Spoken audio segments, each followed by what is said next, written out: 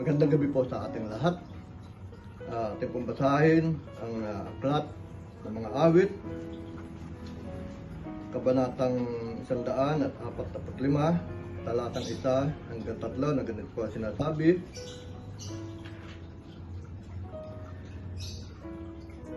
Ang kadakilaan ng Diyos ko at Hari, aking iahayag, aking pupurihin, pasasalamatan siya araw-araw. Di ako titigil ng pagpapasalamat magpakailanman. Dakila si Yahweh at karapat-dapat siya ang purihin. Ang kadakilaan niya ay mahirap unawain. Tayo po'y sandaling manalangin. Diyos ang mga pangyarihan sa lahat, kami po'y patuloy na nagpupuro sa iyo, Panginoon. Tinataas po namin ang iyong dakilang pangalan sa gabi nito.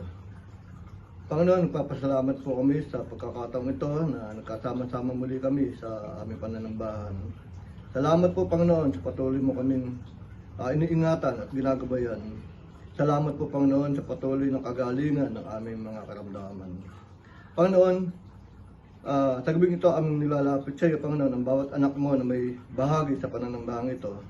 Patuloy po na inyong patnubayan at puspusin na inyong banal na espiritu.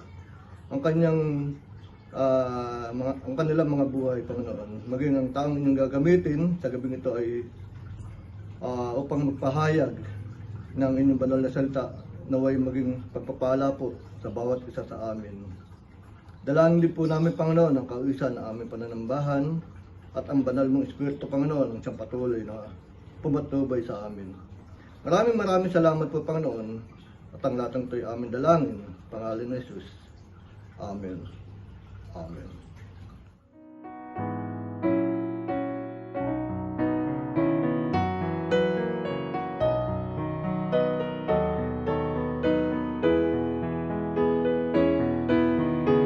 Sa mapagpalang gabi po sa ating lahat. Ako po ay nagbabalik na papulit pasasalamat sa ating Panginoon. Papasalamat po ako sa Panginoon sa patuloy na buhay at kalakasan na pinagkakalaw niya sa akin. Ganyan din po sa mga blessing na patuloy niya binibigay. Papasalamat din po ako sa Panginoon sa nagdaos na baptism. Isa po ako sa mga nabautismuhan. Nagpapasalamat po ako sa Panginoon dahil dinadeklar ko sa Panginoon na tatalikuran ko na yung mga bagay na ginagawa ko dati at magbabago na. At aayon na sa gusto ng Panginoon. Papasalamat din po ako sa Panginoon sa patuloy na pag-ingat, paggabay sa akin sa pagpunta sa school. Ganyan din nagpapasalamat din ako sa Panginoon sa pagtuloy na paggamit niya sa akin sa mga ministry niya at patuloy na pag-bless sa akin sa ministry. Yun lamang po at maraming salamat. God bless po.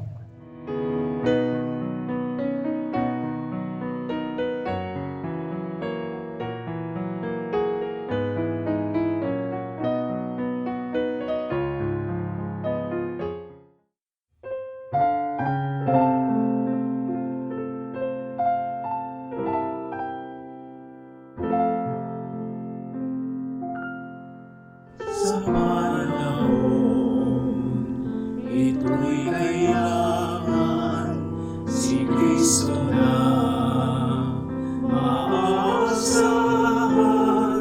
Tiyakin mo, minamahal, nakatayo ka sa batong buhay. Batong kanlungan ay si Jesus. Walang ibang makatutulong. Tiyakin mo, minamahal, nakatayo ka sa batong buhay. Banal na aklat siyang kailangan basahin mo. Pakaingatan, ito'y pagpapalang tunay. Taglayin mo pagkat siyang buhay. Batong kanluran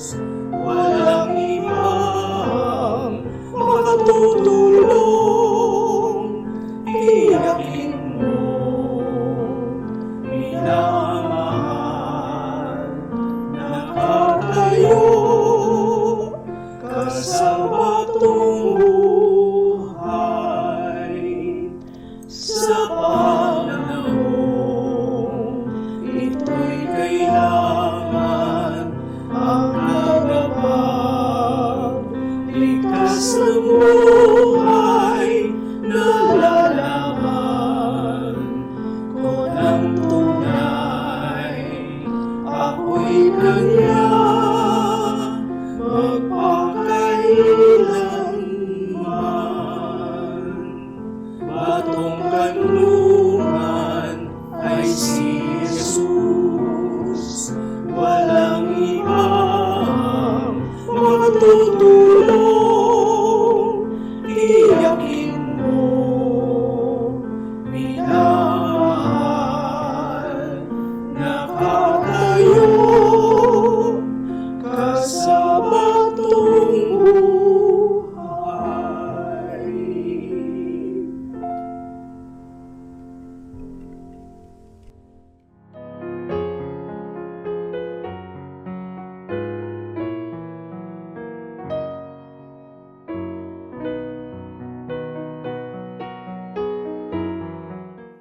Magandang gabi po sa ating lahat. Isa pong malaking karangalan ang muling magsalita sa inyo pong harapan ngayon pong midweek service at ihiyag po ang salita ng ating Panginoon.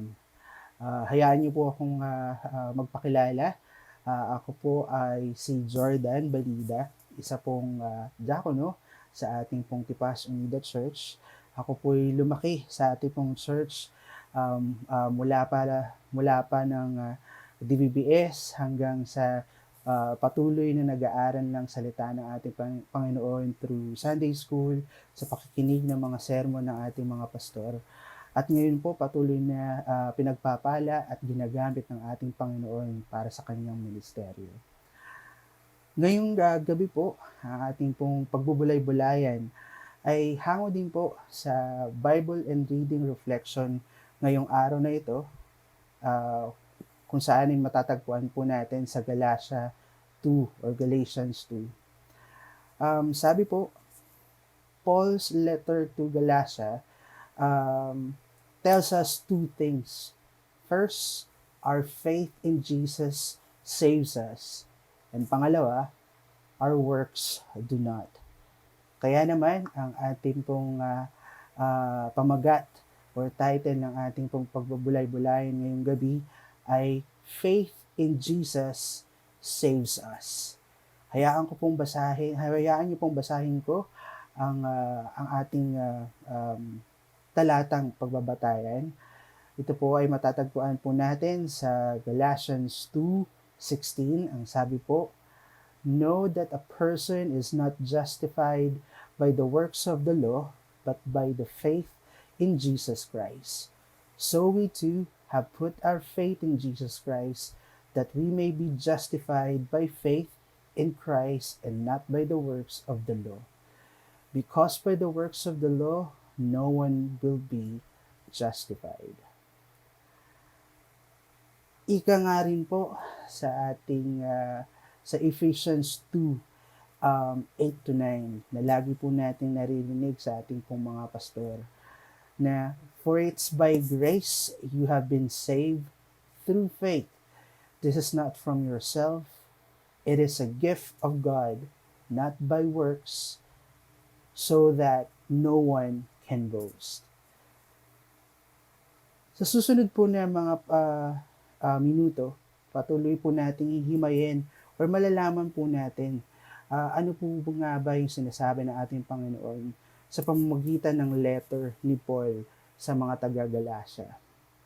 During that time na create or sinulat ni Paul ang letter niya sa mga taga-Galacia, ang mga Galatians noon ay nag-iisip na bumalik sa kanilang dating gawi, dating relihiyon.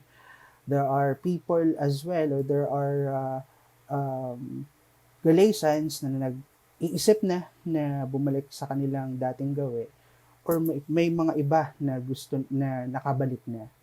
Pero ang sabi nga by its law during that time, the whole Jew is in power in making concerted effort to convince the whole Jews and even Gentiles that they were still under the law, na lahat ay dapat sumunod sa utos ng ating Panginoon, sa utos or sa nakalagay sa law of Moses. And of course, their motives were selfish and based on a desire to maintain their power and status over the people.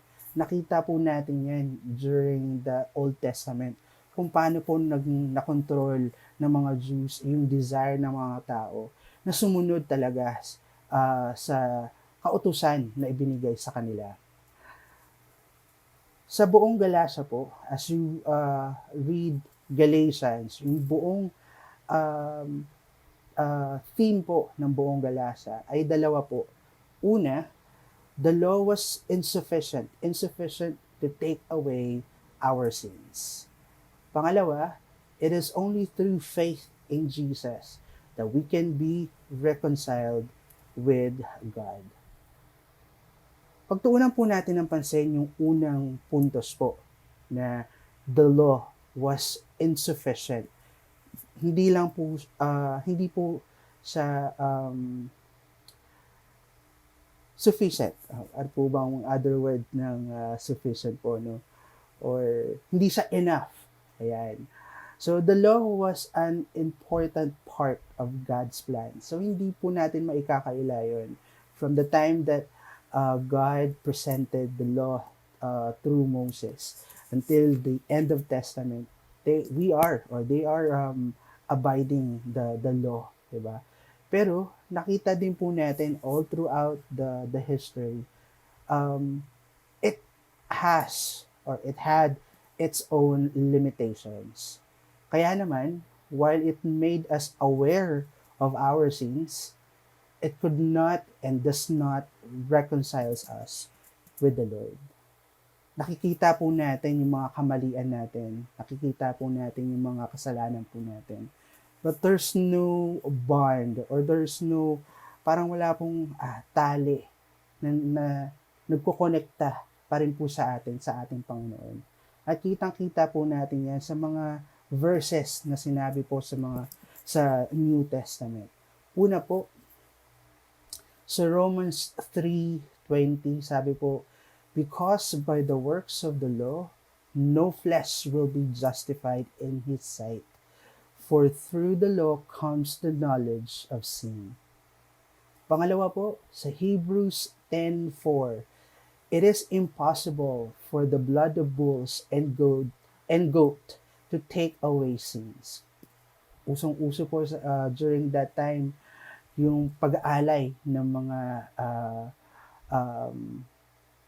unang or firstborn na ng mga inahin or ng mga animals, 'di ba? Pero sabi nga dun sa Hebrews, it is impossible for those offerings na i-take away yung mga kasalanan natin. Pangatlo po, sa Galatians 3:10, for as many as are of the works of the law are under a curse, for it is written, cursed is everyone who does not abide for all things written in the book of the law to perform them. Ayan. And then pang-apat po, Hebrews 7:18-19, ang sabi po, for on the one hand, there is a setting aside of a former commandment because of its weaknesses and uselessness. And on the other hand, there is bringing in the better hope through we draw near to God. So kitang-kita po natin yung naging difference ng law during the Old Testament until now that Jesus Christ has saved us and put us and reconciles us sa ating Panginoon. Pangalawang puntos po, yung faith in Jesus reconciles us with God. Sabi nga po sa Romans 3:23, we are all sinners. Ganun din po sa Isaiah 59:2, our sins separates us from God. And then the only way po for us to be connected again sa ating Panginoon is yung mangyari, yung nakatakda na pag-save sa atin ng ating Panginoong Jesus. So these two facts should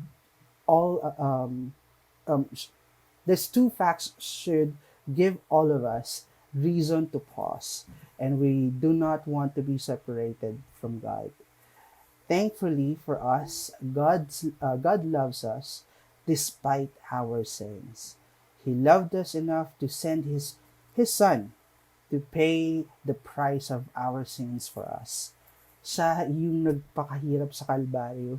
Siya ang pakahirap at nagpapako sa krus para lang sa kasalanan o para sa kasalanan natin and dahil sa pag-ibig ng ating Panginoon para sa atin.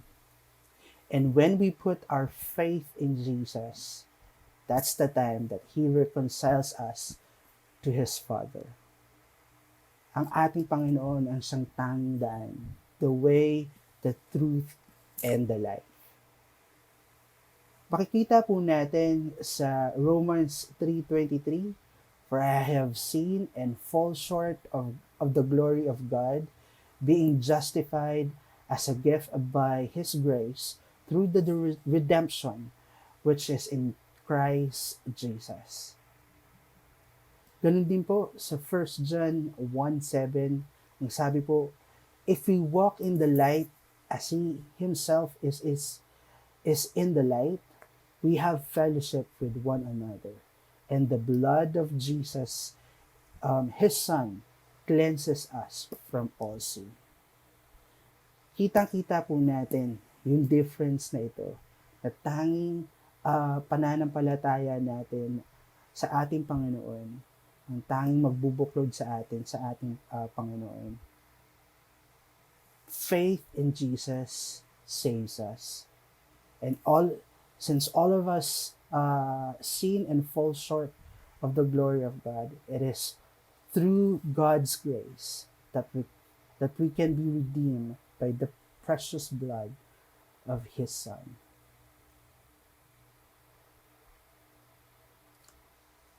Nais ko pong tapusin ang ating pong discussion or ating pagbubulay-bulay ng mga salita sa Galatians 2. Sa pamamagitan po ng isang hamon para po sa ating lahat. Sabi nga po, the blood that was shed came from Jesus, and because He is perfect sacrifice, no one sacrifice will ever be needed. Now, speaking of sacrifice, isipin po natin, we are at the feast table with the Lord Jesus.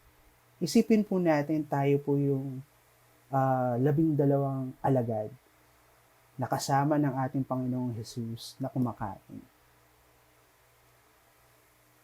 Each of us represents what kind of person we are and a character in a character po dun sa ating mga apostol o sa mga ating pong mga disciple. Sabi po, it's not about who and what we are, but it's about Jesus. We are invited in the feast table para po sa ating Panginoon. So, just like po sa mga current days na handaan, as a Christian, living in faith in the Lord Jesus, what can you bring to the table? Are we truly living in faith? Or are we like Peter na sala sa lamig and sala sa init? Sabi nga po sa Galatians 2:20, ang sabi po, "I have been crucified with Christ, and I no longer live, but Christ lives in me. The life I now live in the body, I live by faith in the Son of God who loved me and gave Himself for me." Let's be consumed by Jesus, that we no longer live, but Him on us. Ito po isang hamon para po sa atin na patuloy po tayong pagsumikapan po natin, na patuloy po tayong mamuhay kasama ang ating Panginoon.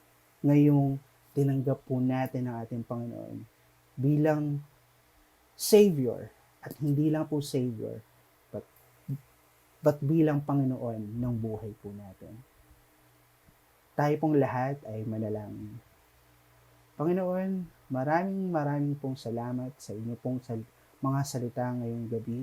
Kayo po ang patuloy na bless, Panginoon, sa mga nakakarinig ng inyong mga salita. Kayo po ang patuloy na mag-remind po sa amin na to live with you, Panginoon. Naway mapaghawakan po namin ang sinasabi po sa Galatians 2:16 and Galatians 2:20 na hindi na po kami namumuhay sa mundong ito, kundi you live in us.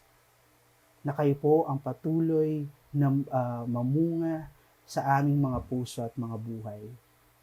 Patuloy niyo po kami i-bless all through our lives, our week, Panginoon. Kayo po ang patuloy na mag-bless po sa amin, na gayon din maging pagpapala kami sa iba. Maraming pong salamat. Ito pong sambat na langin po namin sa pangalan ni Jesus. Amen.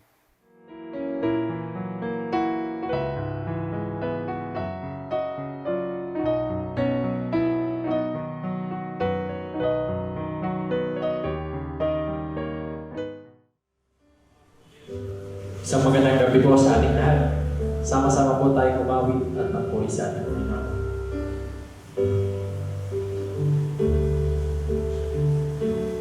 Bless the Lord, my soul, oh my soul, worship His holy name. Sing like never before, oh my soul, I'll worship Your holy name.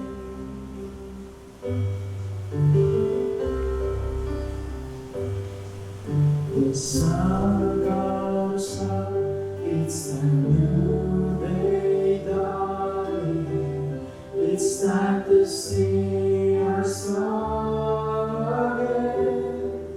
Whatever may pass and whatever lies before me, let me be singing when the evening comes.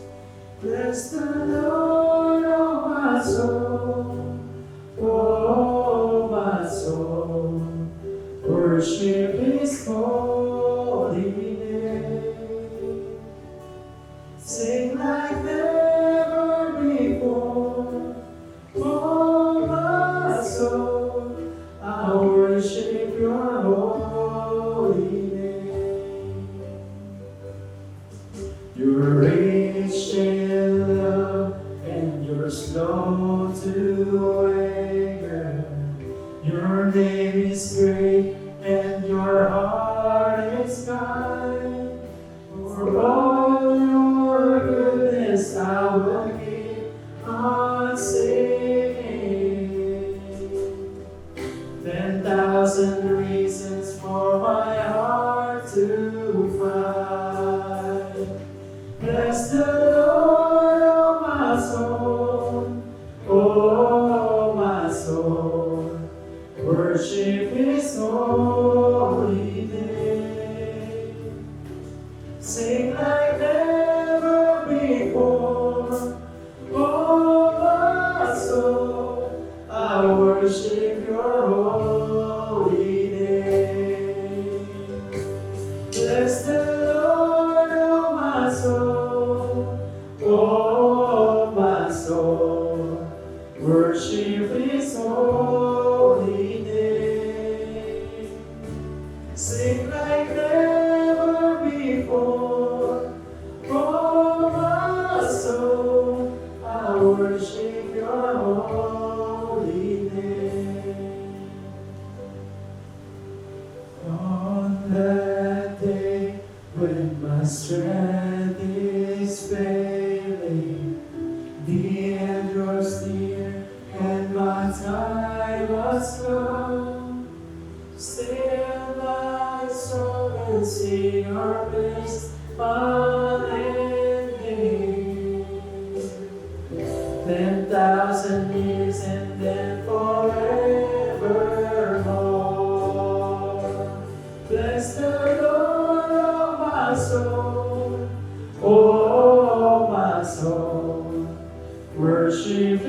holy name. Sing like never before. Oh, my soul, I worship your holy name.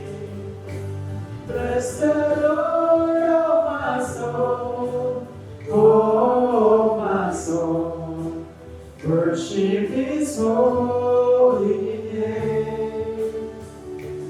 Sing like never before, oh my soul, I worship your holy name.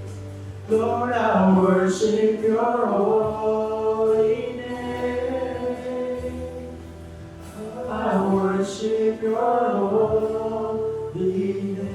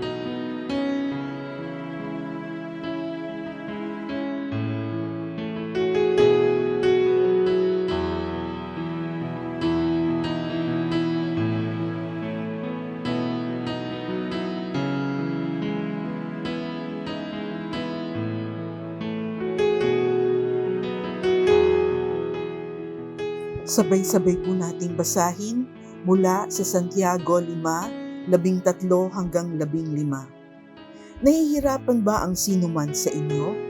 Manalangin siya. Nagagalak ba ang sinuman? Umawit siya ng papuri sa Diyos.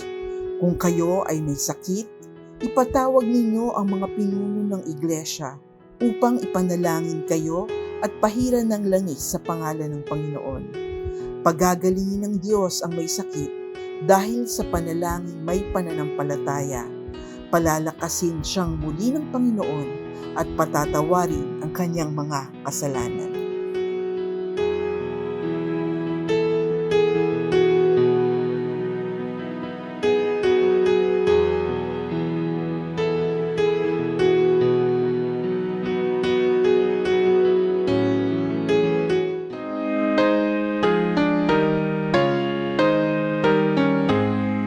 Ang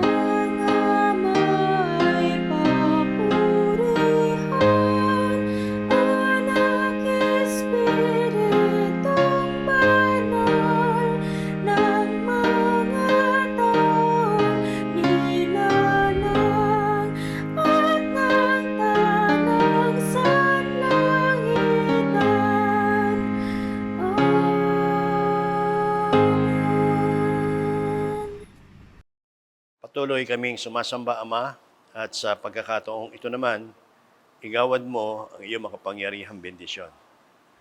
Ang biyaya ng ating Panginoon sa Kristo, ang pag-ibig ng Ama, ang pakikipisan ng banal na Espiritu, ang siya na mag-ingat at mag-ampon sa atin mula ngayon at magpakailan-kailanman.